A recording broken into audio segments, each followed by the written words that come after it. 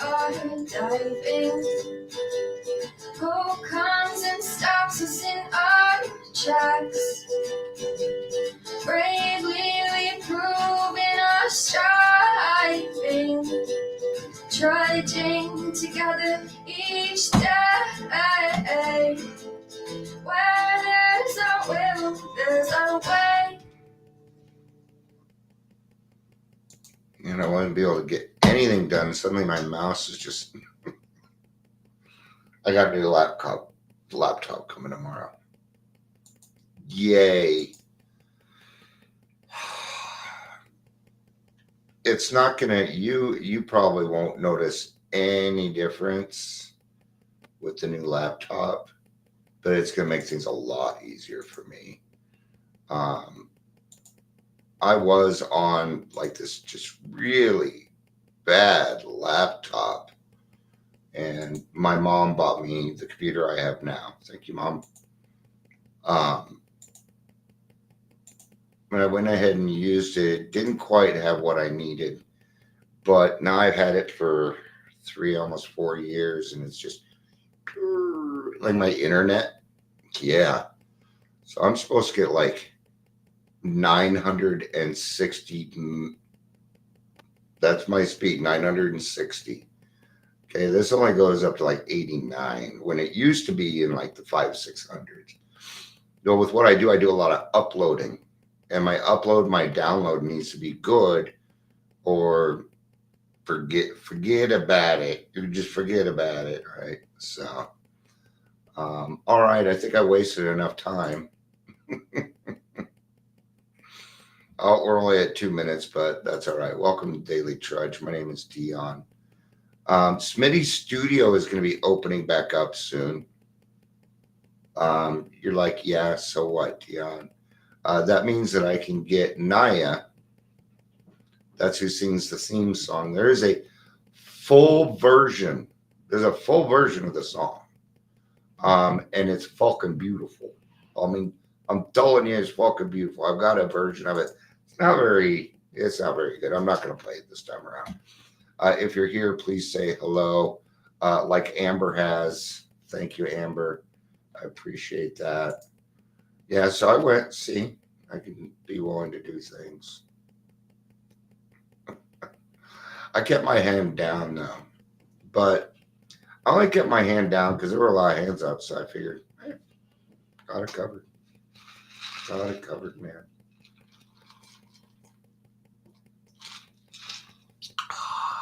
It's just so refreshing. All right, we're going to talk about the spiritual experience. So, I'm pretty proud of my son and I. We've been watching the kid. We've just been handing them off back and forth. There's been any problems. You know, it's... I was just listening to a guy talking about kick your kids out if they're lazy and entitled, things like that, you know. My parents don't do that. I'm not going to get into it, but, you know, the way I see it is if your kid's 30 years old and entitled and still living at home, well, it's good on you. You know, I was an absentee father. So there were some things that I wasn't able to teach my son. Well, I've been living with us for the past year, and I'm doing it now. It's not too late to learn. You know, just these little life hacks that are going to make his life a little bit easier, right? His son will not listen to him. He is pushing his boundaries. You know how it is, right? So before he leaves today, I'm going to talk to him about, he does that because he loves you the most, because he feels secure around you more than anyone else. That's what it means. Just like anybody else, right? Who do I take my anger out on first? Usually my wife, right? She tends to get a brunt of that stuff. So as you... Right? It's the same with kids. They're just pushing it. They're trying to figure out life, man. So, all right. The spiritual experience. Now, there's probably as many spiritual experiences as there are people in AA. Okay? I think that the spiritual experience is one of the most personal, beautiful things in the world. Okay? Um, just like I was talking about earlier with the group, I asked God for direction, and He immediately answered me this morning. Not only that, but central office called me 3 times. All right. So, and that's a spiritual experience. I have spiritual experiences all the time now. Grandkids, my own son, watching other people grow in meetings, things like that. Those are spiritual experiences in my life. Now, the big one was the removal of the obsession of alcohol. All right. But let's get started. The term spiritual experience and a spiritual awakening are used many times in this book, which, upon careful reading, shows that the personality change sufficient to bring about recovery from alcohol has manifested itself among us in many different forms. And this is why we go for spirituality instead of, a particular God. You got to believe in this God. That's pretty restrictive. And every person is different. Now, I am not terminally unique, but I am beautifully unique. It's like a snowstorm. Every single snowflake is different. But when we all fall to the ground, we're the same. Get enough of us, we'll make piles, right? Yeah. Same kind of thing. Where we're all beautifully unique, and when we bring that together, then we make a snowman and shit. All right? Yeah. Yet, it is true that our first printing gave many readers the impression that these personality changes or religious experience must be in the nature of sudden and spectacular upheavals. Happily for everyone, this conclusion is erroneous. Erroneous is, it doesn't mean, it doesn't matter. It just, not, right? And they're talking about Bill. Bill had a very, very sudden one, very sudden spiritual experience. It needed to happen. God was doing what God needed to do to bring forth about AA, right? Is my experience going to be like his? No. No, I'm going to get my own individual experience created just for you out of billions of people in the world. Because you decided to ask for help. That's all you did. In the first few chapters, a number of sudden revolutionary changes are described. Yeah, when I first read those, my thought process was how fucking uncomfortable that will be. Like it was going to happen to me. Well, thankfully, it was erroneous, and somebody pointed that out to me pretty quick. Though it was not our intention to create such an impression, many alcoholics had nevertheless concluded that in order to recover, they must acquire an immediate and overwhelming God consciousness, followed at once by a vast change in feeling and outlook. Whoo, doesn't that sound like a lot at once? Thank God for the steps.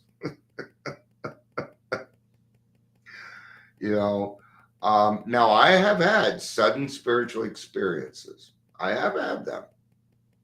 You will have them too. Okay? They're not going to be this overwhelming, but you will feel like you have been displaced. And you're okay with it. Okay?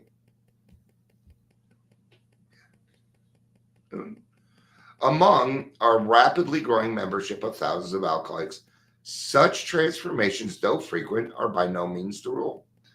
I still see it happen. Yeah.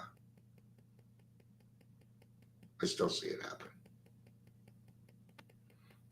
And God's saying that they need that. There's a darn good reason for it. That may be the last person's chance. That may be the last person's chance. How many of us have come close to dying? I mean, come on. How many times God has saved our lives so that we can do his work? Yeah. Imagine you're watching your child on their bike riding right towards a cliff, and there's nothing you can do about it. Self-will, my friends. All right. Most of our experiences are what the psychologist William James calls the educational variety because they develop slowly over a period of time. This is a little off, or it's off topic. William James Silkworth, but I don't know that he wrote that. I don't know if it's the same person. So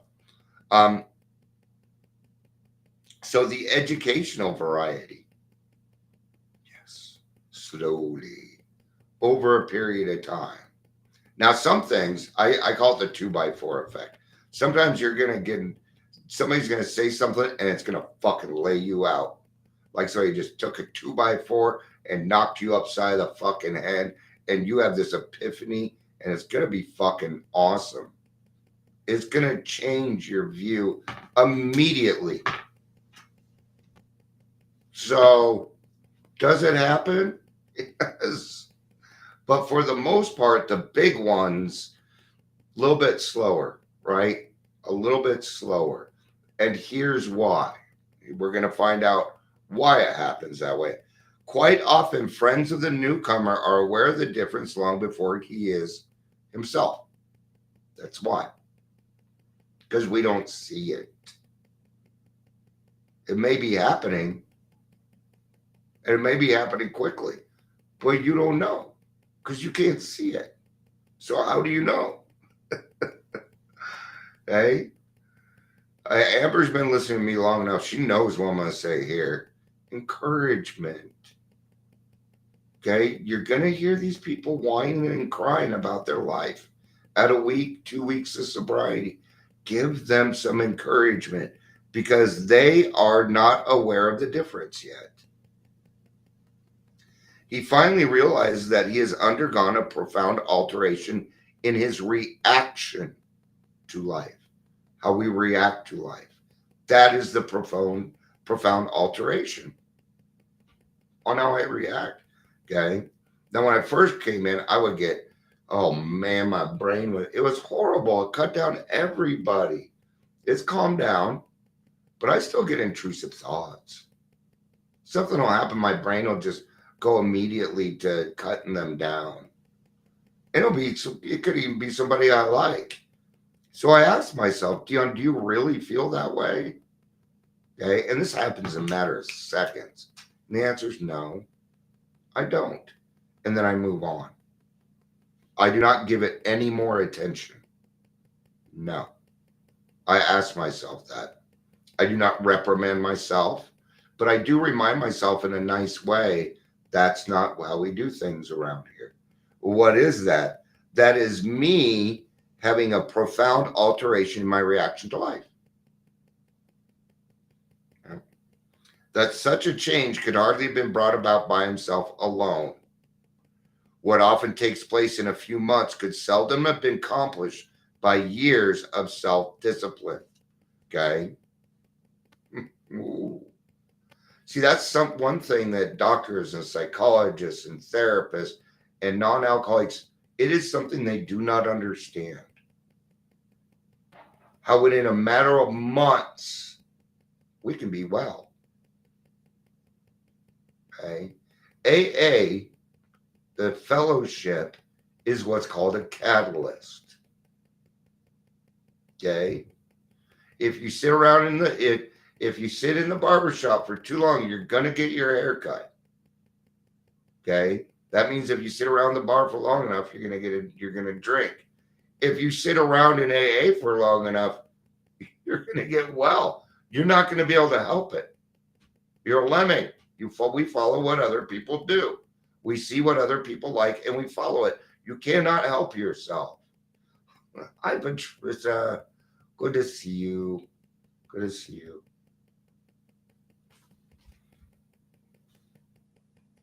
What often takes place, and yeah, with few exceptions, our members find that they have tapped an unsuspecting inner resource, which they presently identify as their own conception of a power greater than themselves. It means it was in you all the time, the whole time. Okay. Have you ever read Footprints in the Sand? Right? And he says, God, I see two sets of footprints. Yeah, when things are going well, I see two sets of footprints.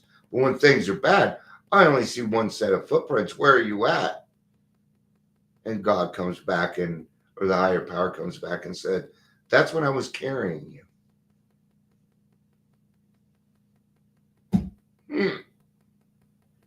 Besides, Dion, you don't wear a size 10.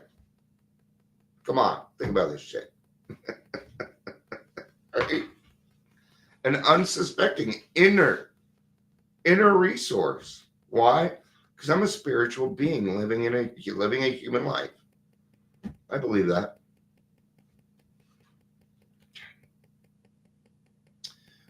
Most of us think this awareness of a power greater than ourselves is the essence of a spiritual experience. It's going to be kind of hard to do it without one. It would be really hard to have a spiritual experience without a higher power. Our more religious members call it God consciousness. Most emphatically, we wish to say that any alcoholic capable of honestly facing his problems in light of our experience can recover, provided he does not close his mind to all spiritual concepts. He can only be defeated by an attitude of intolerance or belligerent denial. Okay? Once this program has been introduced, if you decide not to take it, it is because you have been defeated by an attitude of intolerance and belligerent denial, just flat out denying that you're all wrong. I hate to say this, but hundreds and thousands and millions of alcoholics are not wrong. It's that terminal uniqueness, man. It's the terminal uniqueness. Okay? Now, you and I can get rid of that terminal uniqueness. Okay? We don't even have to try. We just need to open our mouths and share a little bit of experience, strength, and hope. And this person might feel a little less lonely. And when that happens, I'm going to tell you what happens when you feel less lonely. Endorphins. You get a shot of good into your brain when hope appears. You feel a little bit lighter. Life's a little bit easier. All because I said, I thought I was all alone too. And I found out I was wrong. And if there was, I'm going to tell you something. If there's something I want to be wrong about in this life, that would be it. That would be it. We find that no one need have difficulty with the spirituality of the program. Willingness, honesty, and open-mindedness are the essentials of recovery, but these are indispensable. If I lose willingness, honesty, or open-mindedness, I'm done. I've got to be these three things on everything that I do. Okay? Yesterday, I was saying at that point, I was no longer willing to do something. Today, I feel different about it. And that's okay. You're allowed to change your mind too. You're allowed to be wrong. You're allowed to be right. You're allowed to just be human, man. So be human. I fail quite often. And I fail in front of everybody, especially my kids, so they can see how it can be handled. It's the best thing I can do. Okay? If I'm not a good example, then I just shouldn't even. Then I. It's kind of like when I told my sponsor when I was first got sore. I said I'm gonna go in and just listen for a week and be a sponge. And he said, no, you're not. He's like, then don't even bother going. You're there to share your experience, strength, and hope with the newcomer. If that's not your plan, then why are you going? Fucking asshole. All right. So now when I go to a meeting, I have every intention of opening my mouth. I don't always. Sometimes it doesn't come around to me, or, I see other people and they're, doesn't always happen. But I do have the willingness to speak every time I go. Now, my intention is to go and help out the newcomer. But there are dividends to AA, and they're all good. So there's a principle, which is a bar against all information, which is proof against all arguments, and which cannot fail to keep a man in everlasting ignorance. That principle is contempt prior to investigation. In other words, I'm running my mouth about something that I don't know anything about. You cannot transmit what you do not have. That includes knowledge, right? So, all right. Well, I got to take over the kids so my son can get out of here at 5. So I'm going to go ahead and wrap up and go have me a death stick and stuff. So we'll be back tomorrow. I've already gone live 3 times today, so I think that's good. Thank you, everybody, for being here. Amber, as always, good to see you. Patricia, great to see you. I like that picture. Your little puppy there. He looks very satisfied. So, well, new laptop tomorrow. I'm actually excited about that. It's kind of like getting a new, fridge. I get excited about that too. All right. I love you. And thank you for being a friend. Peace out and have a day.